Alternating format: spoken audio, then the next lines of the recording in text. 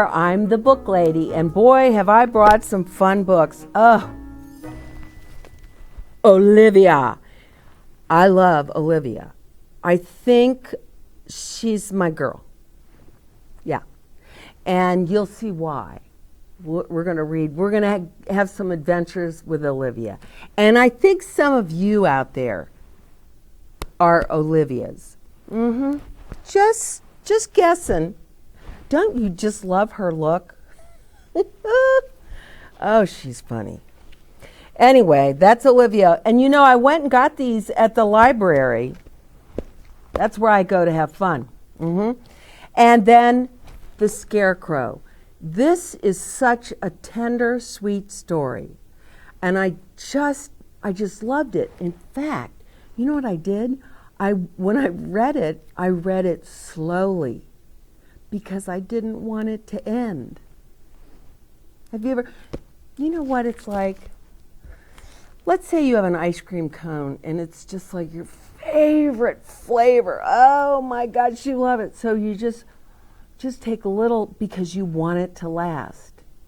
And then it starts melting down the cone and all over your hand. But anyway, I wanted this book to last. I didn't want it to end. The Scarecrow. You'll love it. Beth Ferry. But we're going to start with Olivia because Olivia is my gal. The book lady and Olivia are like that. This is Olivia. She is good at a lot of things. Yeah, that part isn't necessarily like me. She is very good at wearing people out. Do you know what that means? She's so active that you're just tired being around her. And look at all the things she does. She kicks the ball, she does the yo-yo, she's doing some gymnastics, she's singing, she's jumping rope. Olivia doesn't stop. She even wears herself out. Olivia has a little brother named Ian.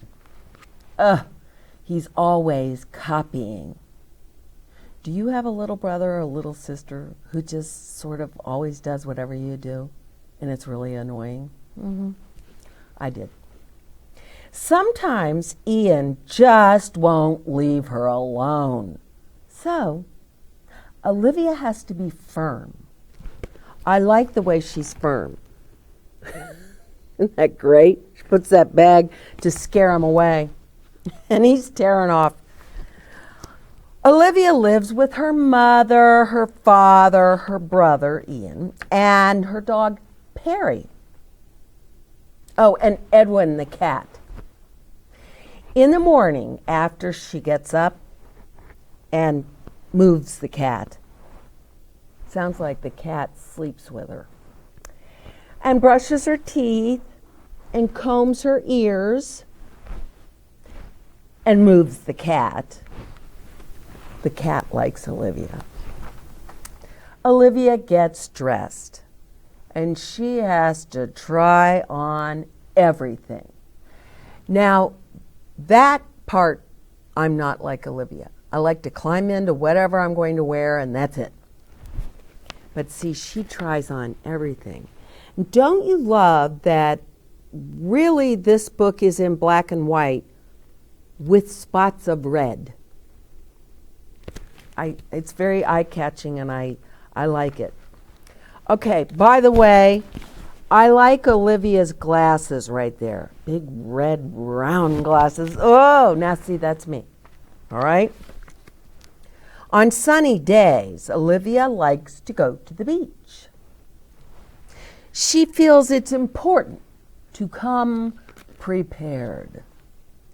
Last summer, when Olivia was little, her mother showed her how to make sand castles.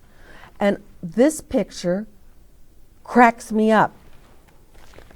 Look at Mom sitting there in her black bathing suit, teaching Olivia how to make a sand castle. She just, I don't know, it makes me laugh. And if you're wondering what the red dot is in Olivia's ear, why, those are earplugs. So when she goes swimming, the water won't go in her ears. Yeah. Love that mom. Well, guess what? Taught her how to make sandcastles, but Olivia, she got pretty good. You think? Look at what she made out of sand. Olivia likes to be good at whatever she tries.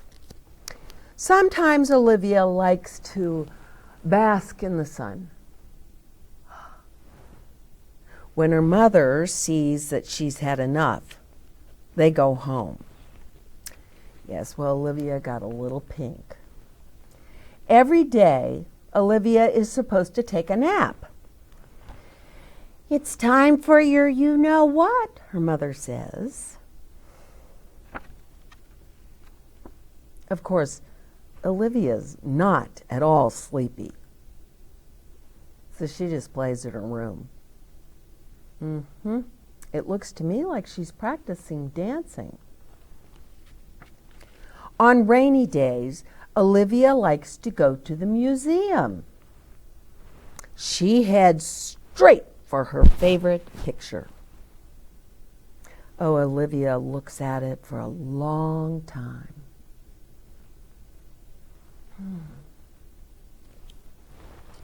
What could she be thinking? She's looking at a very famous picture. It's by an artist named Degas, and it's ballerinas. What do you think Olivia is thinking? I think I know. But there's one more painting Olivia just doesn't get. I could do that in 5 minutes, she says to her mother. This, too, is a very famous painting. And the artist's name is Pollock. But I kind of understand what Olivia is thinking. Like, that'd be easy to do. Just throw some paint on a canvas. As soon as she gets home, she gives it a try. And I got to admit, what she tried really, it's not bad, huh? Of course, she gets paint all over everything.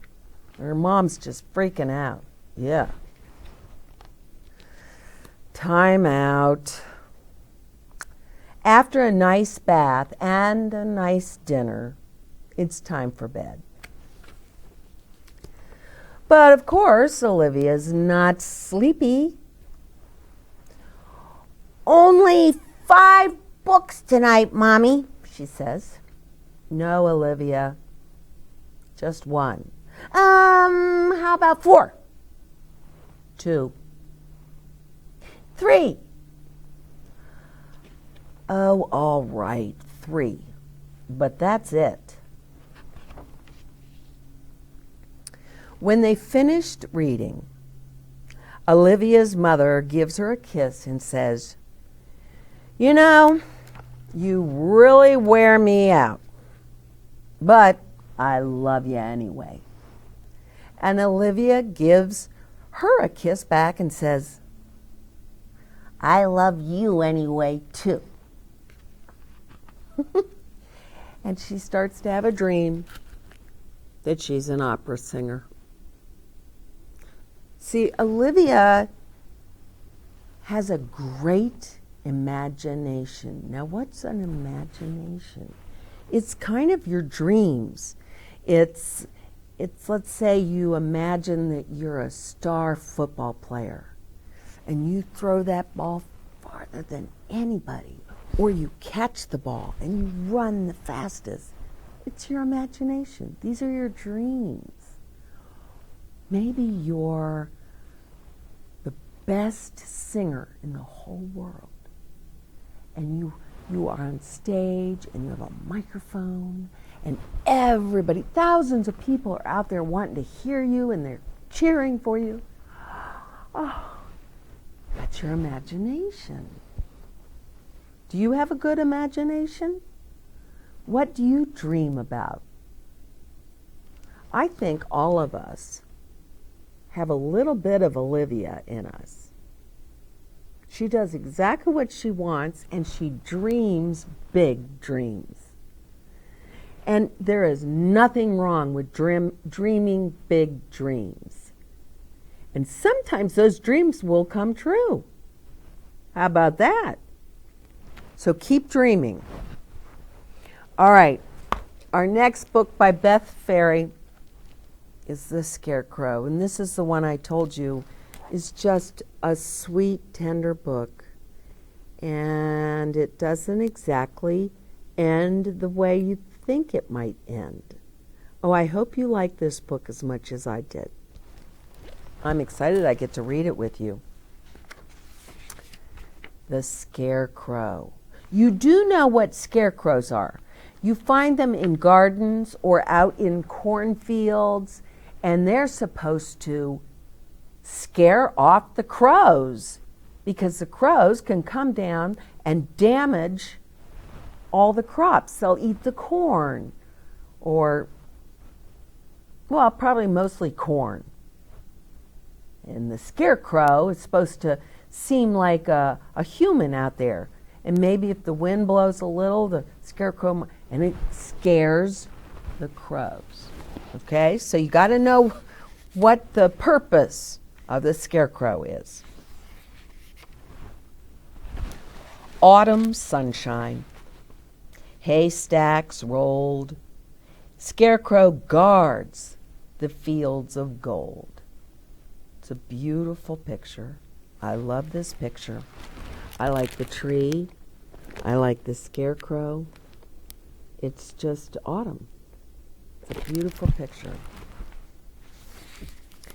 No one enters. No one dares. Scarecrow stands alone and scares the fox and deer, the mice and crows. It's all he does. It's all he knows. If you'll notice, there's a fence. See the fence? And it's keeping the animal, the crows and the fox and the deer, it's keeping them away from, the crops. Plus the scarecrows scaring them. He never rests. He never bends.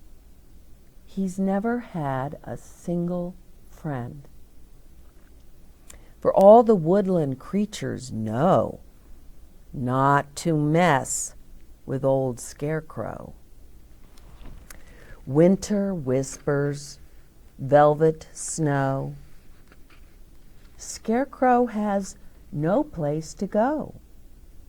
He dreams of what the spring will bring, of buds and blooms and things that sing. In the winter, a lot of the birds leave, and it's much quieter. Then something drops from midair. Oh, a small, scared crow lying there. Broken nest? Broken wing? Scarecrow does the strangest thing. He snaps his pole and bends down low, saves the tiny baby crow. Wow, it's amazing. He tucks him near his heart of hay. He lets him sleep. He lets him stay. He doesn't stop to wonder why. He sings the sweetest lullaby. Oh, safe and warm, the nestling mends. These two make the oddest friends. But friends they are, right from the start. The crow will grow in Scarecrow's heart, and he will peek out at the farm, and he will perch on Scarecrow's arm, and they will laugh and wish on stars, forgetting who they really are. For crows are birds, and birds must fly. The fledgling, that's the little bird, spreads his wings to try. He dips, then soars and caws, caw, caw, out loud. Scarecrow cheers, pleased and proud. But as he watches, Scarecrow knows that he must stay and Crow must go. Summer sunshine.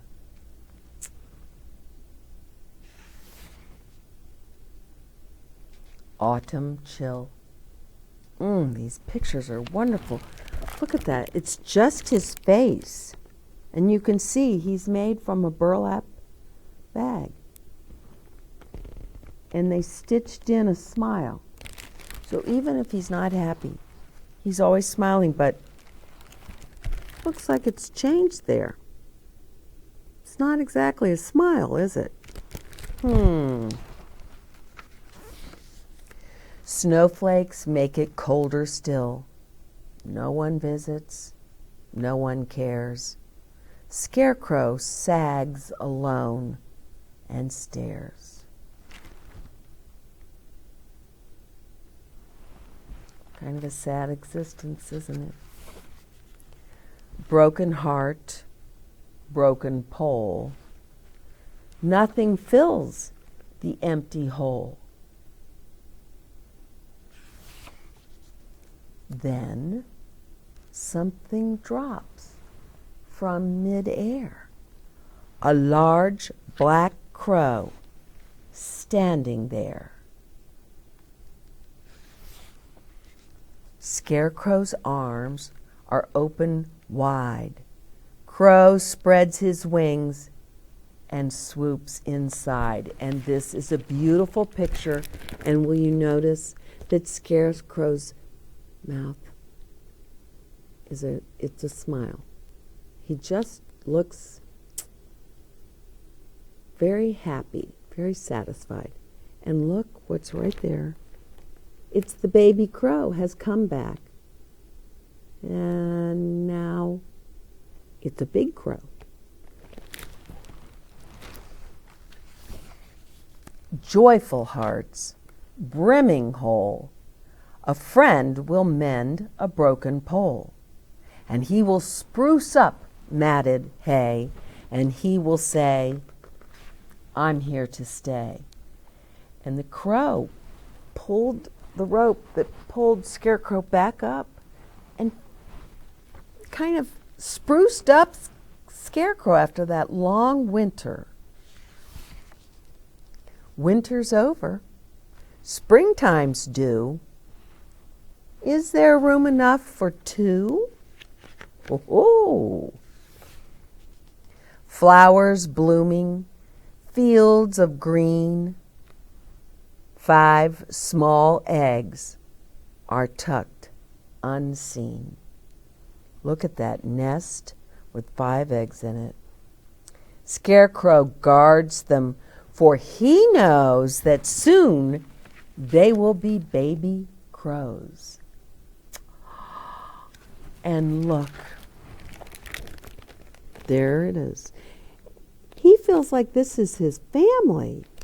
Look at those little crows.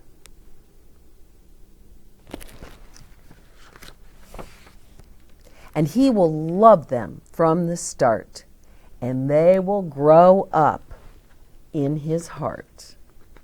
I love that they've found their way to his hat, and it's like a little perch for them. And they will peep and perch and play and make him happy every day. And as the seasons come and go, they will love their dear Scarecrow. And here's a wonderful picture. Remember at the beginning we saw the fence and all the creatures were on the other side of the fence. Now they're in there. See, I'm sure the farmer will not be happy about this, but they aren't afraid of the Scarecrow anymore. They feel like the Scarecrow really isn't scary. He's more of a carecrow because he cares. He was a lonely, lonely Scarecrow. And a little bird was having trouble and fell down into his life. And look, his life changed. He has new friends. Isn't that terrific? There are so many things about this book that I find fun, and it reminds me of when I was a little girl. I was about 7 years old.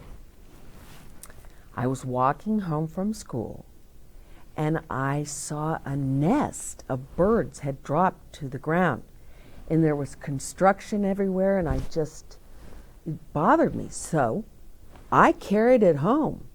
It had little birds in it, and those little birds, their mouths are open all the time. Well, my mother wasn't sure what to do with the birds. So she mixed up something, I don't know, baby food and milk or something, and we used an eyedropper. You know, you squeeze it, and we would feed the birds. Drop it in. Boy, they'd swallow that down and chirp, chirp, chirp. They wanted more. They wanted more. I remember they chirped all night. My mother went down there and fed those birds, and she decided, yeah, the birds had to go. And we set the nest out, and she told me they were ready to learn to fly. And that was part of nature's course, and they had to do that. Well, I wanted to keep the birds. My mother really didn't want to keep the birds. So we put the box out with the birds. The nest was in a box. Put them out, and do you know what? I went to school, and I hurried home because I wanted to check on my birds. They were gone.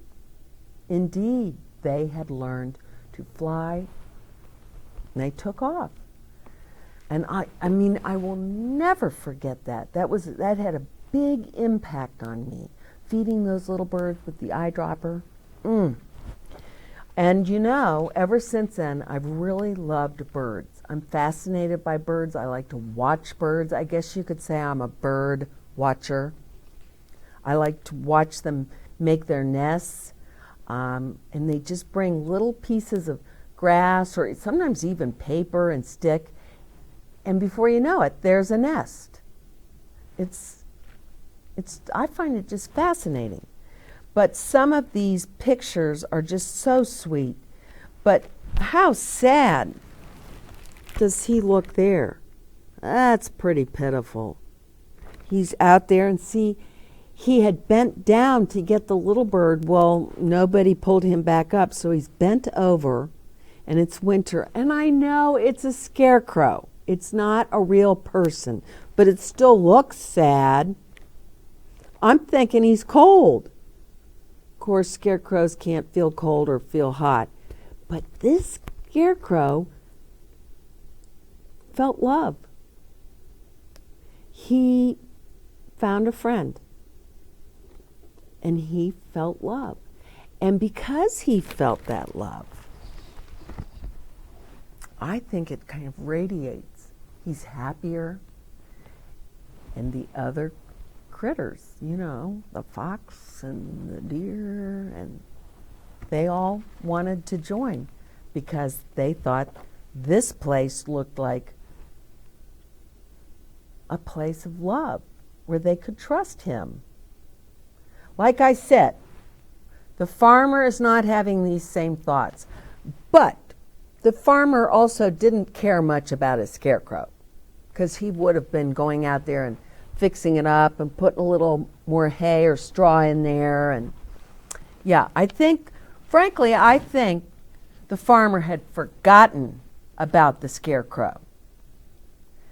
But I just think it's a beautiful story of how these two I mean, scarecrows and crows aren't supposed to like each other at all. The whole idea is to keep those crows out of here. And look what happened in this wonderful story. And it's a beautiful story with beautiful pictures. And I just, look at that picture. Isn't it wonderful?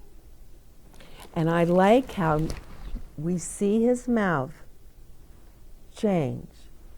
And there's one where it's a little bit sad. The Scarecrow. Wonderful book. Guess what? I found it at the library. I'm telling you, there are some real gems at the library, and there are a lot of, you've got to be patient. We've talked about patience. What is that? That means you're willing to take your time, not blow up, not say, I want to go. You're willing to give it some time and hunt around, because you may pull out some books you really just don't care anything about.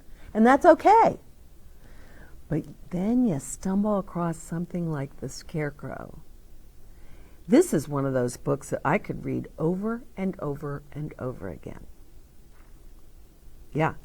And sometimes we get books just to make us laugh. Have a good laugh. We had a bad day at preschool. We had a bad day at school. Our mom is mad at us. Our teacher's mad at whatever. We've had a bad day.